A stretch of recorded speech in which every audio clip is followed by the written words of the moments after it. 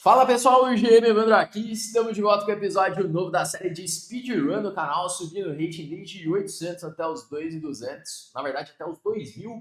Essa é a série onde eu vou te mostrando aqui como que você pode subir o seu rating também, mostrando como punir o seu adversário, quais aberturas jogar, como que você pode ir melhorando no xadrez. Então bora lá, bora começar aqui esse nosso episódio de hoje. Estamos jogando por enquanto na faixa aí dos 800 de rating.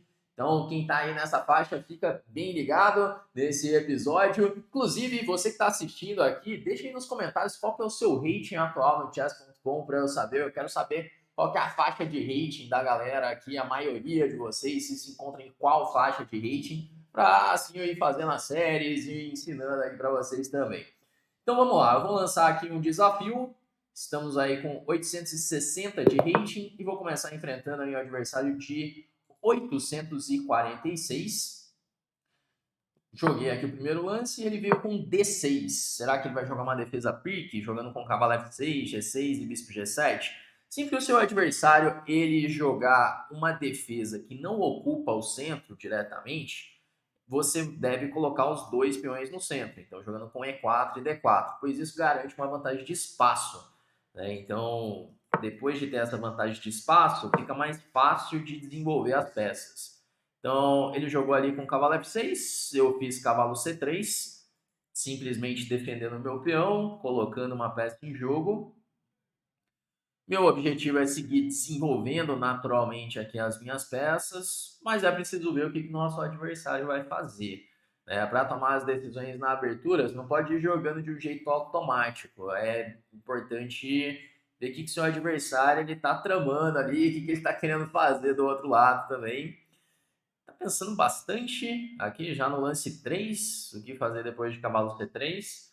Geralmente as pretas jogam ou com E5, levando para uma posição de uma defesa Philidor, ou então joga com G6, levando para uma defesa Pirque.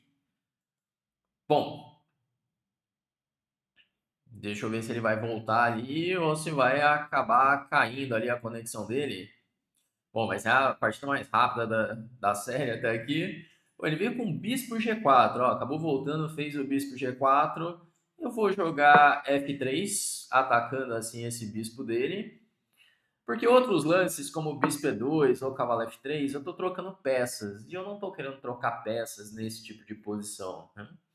Bom, aí ele faz bispo H5. Aqui vem uma pergunta se eu não posso sair avançando já. G4, bispo G6, H4, H5, G5, cavalo D7, cavalo E2 para cavalo F4. Parece bem interessante G4. Bom, de repente começa a sair de tudo que eu ensino aqui, né? Que eu falo assim, não movimente os peões na abertura, né? Não fica perdendo tempos com os peões.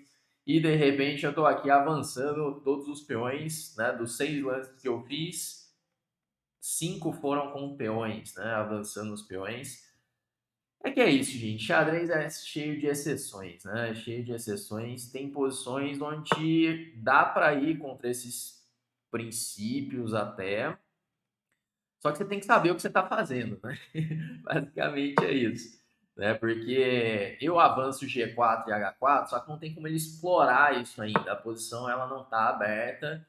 E outra, eu criei ameaça imediata de ganhar o bispo dele, que inclusive ele perdeu o bispo agora, que esse bispo ele ficou sem casas. Então era algo assim muito concreto na posição. Eu tinha ali uma ameaça imediata já com G4, H4, e por isso justifica o que eu fiz, né, esses avanços. Então esse que é o detalhe importante levar em consideração. Porque xadrez existe uma série de princípios, fundamentos, mas esses princípios eles podem ser quebrados muitas vezes, né? E aí vai depender da posição, se é possível jogar de uma outra forma, né? Então o xadrez não tem uma regra exata assim que você vai usar sempre em todas as posições, sempre vão existir exceções. Bom, agora eu ameaço um mate aqui, né, com bispo G6. Eu sacrifiquei o peão para piorar a posição do rei dele. Ele deu uma casa de escape ali já. Eu vou jogar bispo por H7. Aí eu tenho o bispo G6 depois. E vamos na caçada aí do rei dele. Vou jogar agora bispo G6, cheque. E talvez eu jogue até um bispo D2 primeiro, criando alguma ameaça. Aqui ele vai jogar rei D7 ou rei D8 agora. Se jogar rei D7, talvez eu faça F4 para cavalo F3 e cavalo E5, já entrar com o cavalo em jogo e tentar dar mate rápido ali na posição. Que aqui a gente está num momento onde acaba sendo um momento que eu vejo que o pessoal nessa faixa de hate se enrola muito, sabe? Porque o branco tá ganho? Tá ganho. Todo mundo sabe que tá ganho, né? Estamos com uma peça a mais, então uma vantagem decisiva aqui já. O rei dele tá mal também. Mas tem muita gente nessa faixa que acaba perdendo ainda essas posições, né? Me diz aí, você que tá nessa faixa aí de hate ou até mais, você já perdeu partidas com peça a mais, não é? Então acontece esse tipo de coisas. E aí o que fazer nesse momento, né, onde você tem aí a peça a mais? É o momento que você tem que redobrar a atenção nos lances do adversário, nas ameaças do seu adversário. E você pode começar a buscar, por exemplo, simplificações, né? Então, por exemplo, cavalo E5, eu vou obrigar ele a simplificar.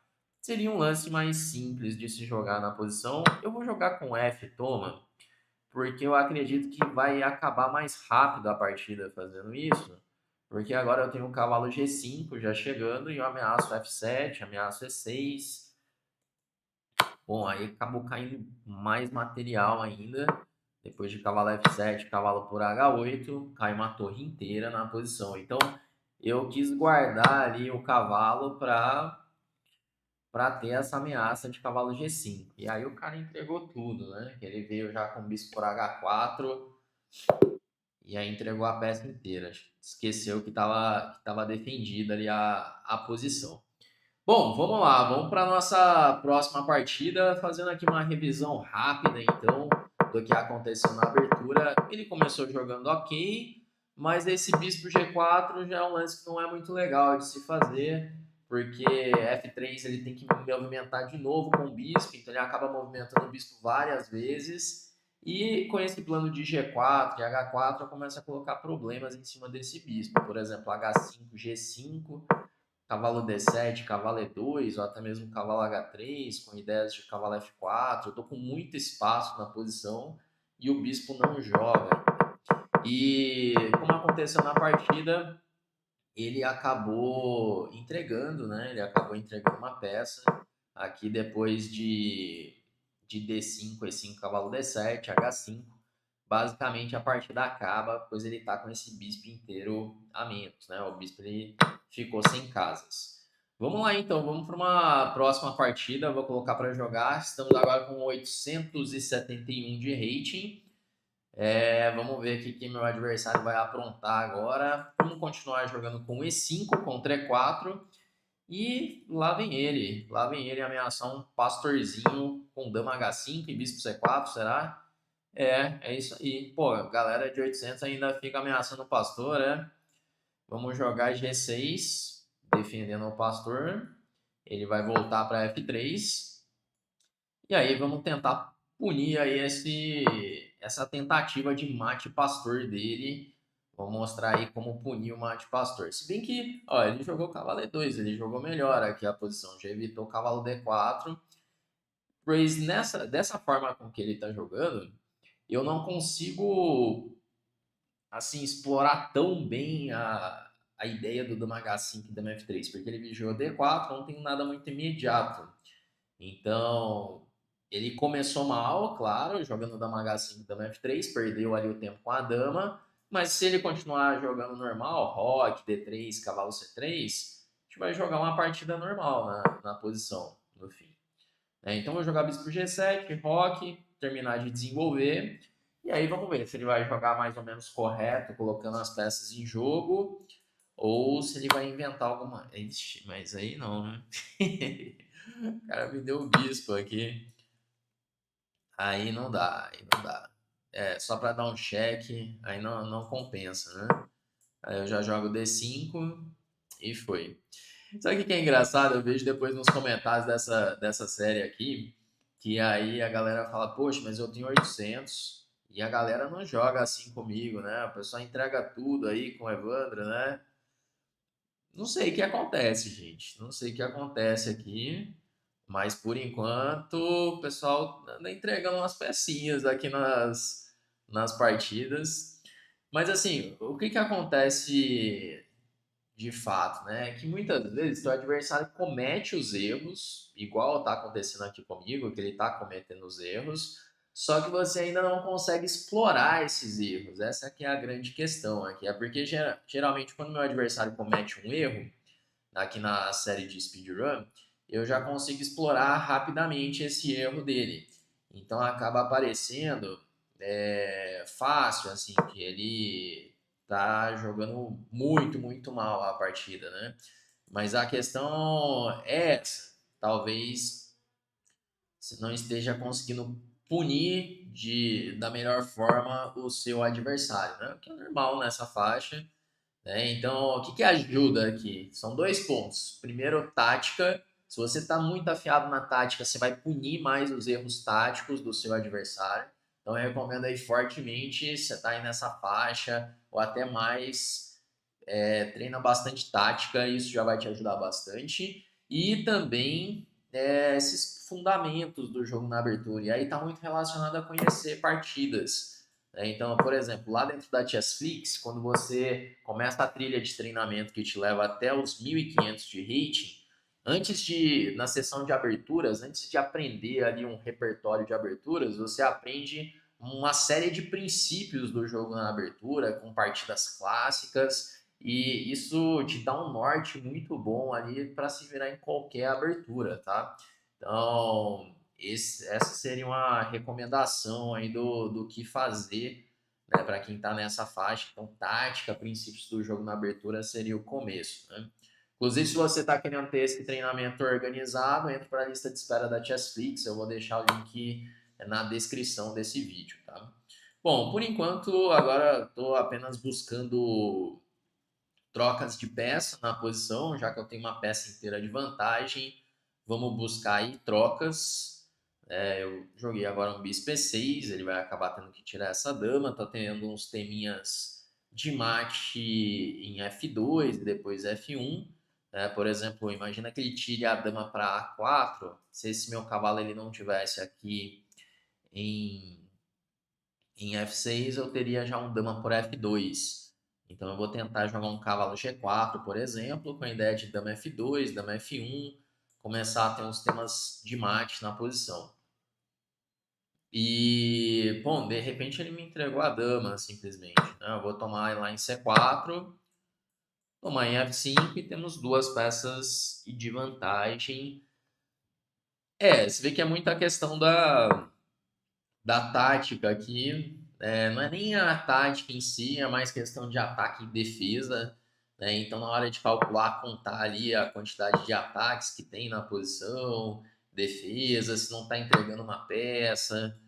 Então, se você assim não comete erros muito graves nessa faixa de rating, naturalmente você já vai subir ali. O primeiro desafio para todo mundo que está começando aí no jogo é passar os 1.000 de rating, né? Então, para passar esses 1.000 de rating, se você tá mandando bem ali na hora de calcular, mandando bem ali na tática, você já consegue chegar nesses 1.000, né? É muita questão de fundamentos ali mesmo.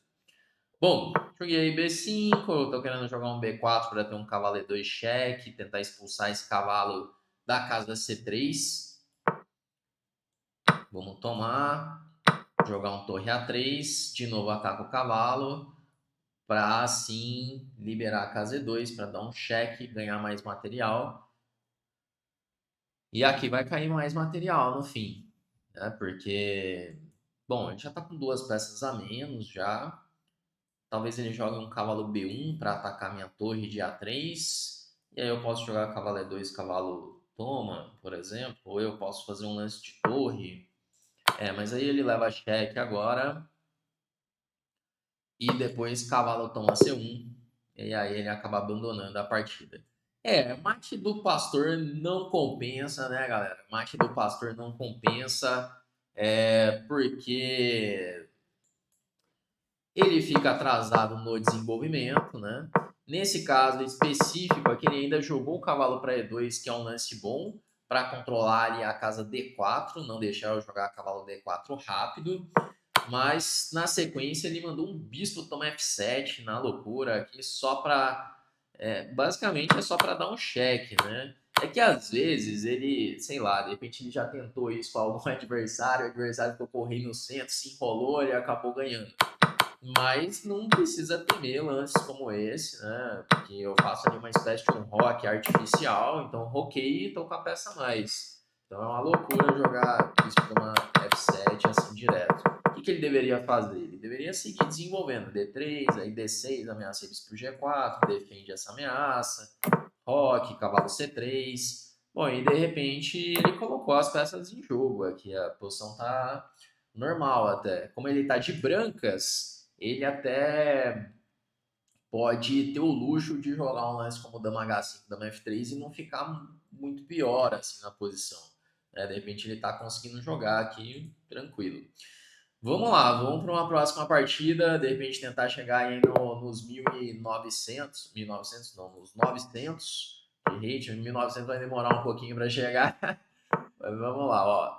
Abertura dos 4 cavalos, então vamos lá, vamos ver se ele joga certinho, jogou bispo C4, desenvolvendo, normal. Agora aqui, para quem está jogando contra a abertura dos 4 cavalos, vai enfrentar muito isso, né? O adversário tira os 2 cavalos, tira o bispo, parece tudo normal, e tá normal, de fato, só que aqui eu tenho a possibilidade de jogar esse lance, cavalo toma E4. Esse é um golpe tático bem típico dessas posições de italiana, de 4 cavalos. A ideia é que depois de cavalo toma E4, eu posso dar um garfo com D5, atacando o cavalo e o bispo ao mesmo tempo. Essa que é a minha ideia aqui nessa posição. Só que aí ele não tomou, né? O normal seria tomar D5, leva o garfo, bispo D3, a posição jogável também. Mas agora aqui eu posso tomar em C3 e defender o peão, talvez, jogando com D6, defendendo o peão de E5. Porque ele está ameaçando jogar um cavalo por E5, né? E parece que tá tudo bem jogar assim, né? Com D6.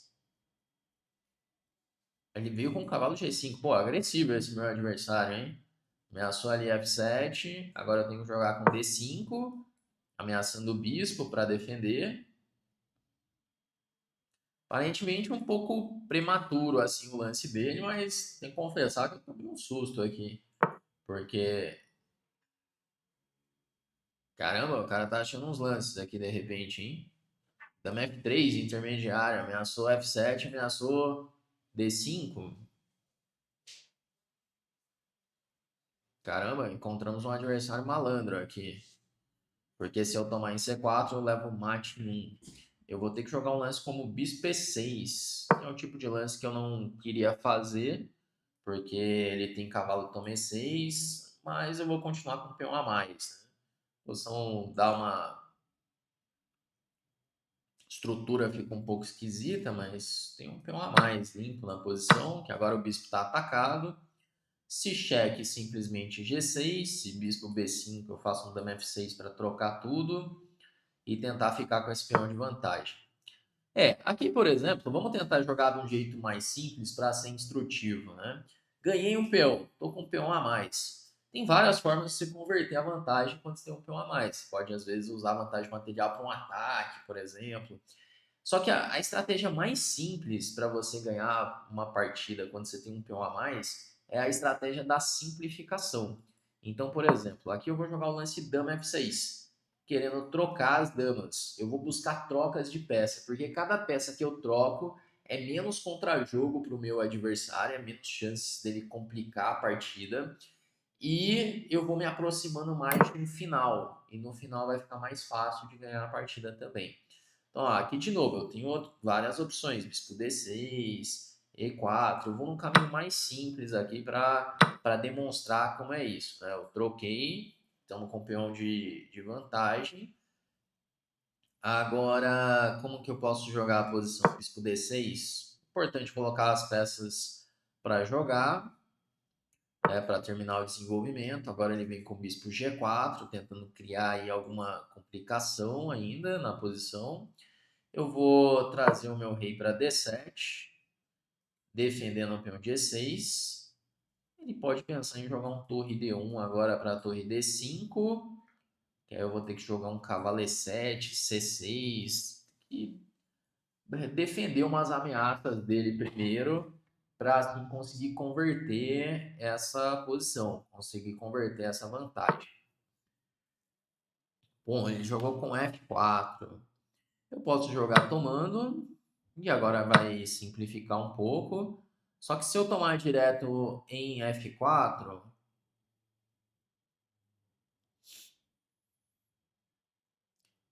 vamos pensar um pouquinho aqui se eu troco direto ou não. Que eu posso trocar direto torre F8, joga torre F1, troca, troca, rei E7. Pode ser, vamos lá. Eu vou jogar bispo toma, troco mais uma peça, torre F8 para trocar mais uma peça. E aí, quando ele jogar a torre por F8, não, ele não vai jogar a torre por F8, né? Ele vai jogar a torre de A F1 para, assim, pelo menos ele conseguir ter o controle da coluna. Que agora eu jogo torre, então F4, ele toma de torre em F4. Ameaça. Qual que é a ameaça do adversário? É interessante sempre se perguntar assim, o que meu adversário está ameaçando? Ele está ameaçando cheque. Então eu vou defender com rei E7, vamos defender essa ameaça, que agora ele não tem mais o torre F7. E vamos começar a melhorar aos pouquinhos a posição, né? Se eu conseguir em algum momento trocar essa torre também, melhor ainda. Quanto mais peças eu conseguir trocar, mais simples vai ser de ganhar a partida. Porque ele não tem ameaças de contra-atacar. Esse aqui tem que ser o principal pensamento na hora de você converter a vantagem. Bom, ele está querendo jogar talvez um torre E2 para atacar o peão de E. Eu ainda não posso jogar a torre F8. Talvez jogar um cavalo E5 para atacar o bispo de G4, porque se ele tirar o bispo da diagonal, eu posso jogar um torre F8 e aí eu troco mais uma peça. E se ele jogar o bispo para H3, tá tudo bem também, que o bispo está muito fora de jogo agora. Vamos lá, vamos seguir a estratégia da simplificação. Vou fazer torre F8 agora, propondo a troca das torres e levando aí para um final de cavalo contra bispo e um peão de vantagem. Rei toma. Para quem quer aprender, ó, simplificação de novo. Aqui eu estou no final de peões com um peão a mais. Então eu posso já pensar em simplificar. Vamos jogar cavalo por D3 e agora eu preciso ganhar esse final de peões com um peão a mais. Primeiro passo para ganhar um final de peões é você trazer o rei para o centro do tabuleiro, porque no final o rei é a sua melhor peça. Então, trazer o rei para o centro. Bom, e agora? Vamos ver aqui como progredir nessa posição, né? Porque eu preciso criar um peão passado. Esse aqui que é um ponto-chave da posição. Talvez seja interessante eu jogar um H5 primeiro. E agora, quando ele faz D4, eu jogo E5. O H5 eu quis jogar para evitar um possível G4, porque eu queria jogar Rei F5, mas aí teria G4 cheque, Rei E5, D4 cheque. Então eu joguei primeiro esse lance. Agora eu jogo E5. Meu rei está melhor, percebe? Ó, eu tô com um peão a mais, mas só com um peão a mais, talvez se não consiga ganhar a partida. Só que como eu tenho o rei no centro ainda, o rei melhor do que o rei dele, aí sim eu vou conseguir vencer. Bom, ele está ali com o rei em E3 e agora chega o momento de criar um peão passado. Então eu vou avançar o peão para D4, C toma D4, e agora temos um peão a mais e o rei mais ativo do que o rei dele. Beleza. Ele já tirou o rei, agora nós vamos melhorando o rei. Sempre que ele permitir, eu melhoro o rei e avanço o peão. Sigo avançando, sigo melhorando a posição. Porque a minha ideia vai ser a seguinte: ou eu vou deixar ele em Zug, né? Então, por exemplo, D3, E agora eu jogo rei D4. Então, o que seria deixar ele em zug? Então, por exemplo, eu jogo rei E3, seria chegar numa determinada posição onde ele não tenha mais lances, que basicamente todo lance que ele faz perde. Então, vai chegar um ponto aqui, eu posso jogar D2, rei D1, rei D3. Aí o rei dele fica afogado. Ele vai ter que começar a fazer lances com os peões. E aí vai chegar um momento que ele não vai ter lance para fazer. Olha só, vou jogar D2. E agora eu jogo rei D3. O rei dele ele tá afogado na posição. Se ele não tivesse lance para fazer com os peões, basicamente a posição ela terminaria em empate por afogamento. Mas aí o que eu vou fazer? Eu vou jogar G5 agora. Ele vai ter que começar a fazer lances com peões. Agora eu posso fazer um lance como H4. Ainda ele tem lances para fazer. O que eu não posso fazer é deixar ele sem lances de peões, né? Bom, aí aqui, por exemplo, se eu jogar B5, ele vai fazer A3. Se eu jogar A6, aí ele faz A4. E aí, se eu tomar, ele. Porque ele vai ser forçado, olha só. Aqui a gente vai ter a posição de Zug. Vamos calcular aqui. B5, A3. A6. Ele vai ter que entregar o peão com A4. Eu tomo. Único lance, B5. Aí eu faço A3. Ele pode tomar em A6 ou jogar B6. Eu faço A2. Aí ele A7 ou B7. E eu estou promovendo primeiro com A1. Então esse aqui é um exemplo do tal Zug que eu falei. Porque agora eu jogo B5, ele vai jogar o peão para A3 e daí eu faço A6. Ele não tem nenhum lance útil para fazer. Esse é o famoso zug-zwang, é uma posição onde qualquer lance que ele faz perde, né? Na verdade, ele só tem um lance, né? Que é o A4, pois o rei dele está afogado. Então, é uma partida bem instrutiva aqui para ganhar uma final de peões, na verdade. Partida bem instrutiva com esse tema da simplificação.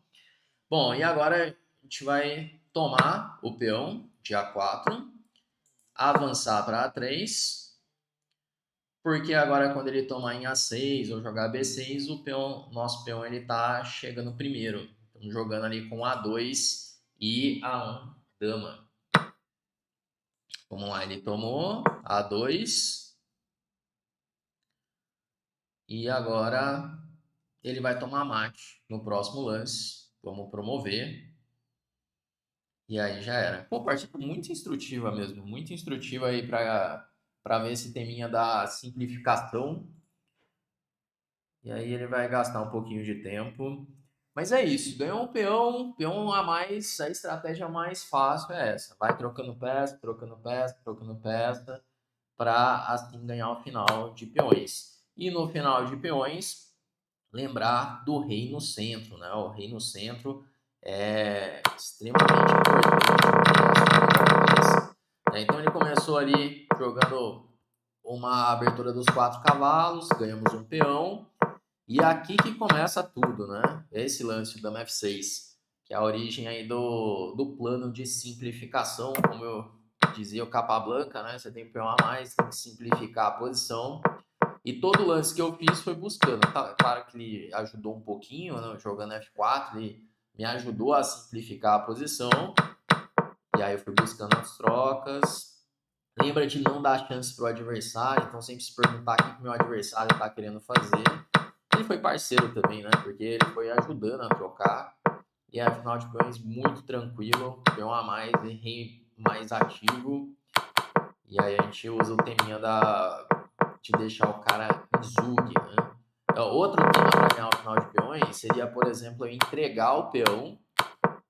Eu entrego o peão de D e vou atrás dos peões na ala do rei. Eu jogo F3, tomo esses peões, é uma outra estratégia para ganhar o final de peões. Né? Lá no Chessflix também tem uma série de aulas sobre finais de peões para aprender esse tipo de finais, para simplificar a posição. Né? Inclusive, se você quer se tornar aluno, o link está aqui na descrição desse vídeo. Entra na nossa lista de espera, pode se tornar aluno com uma condição especial.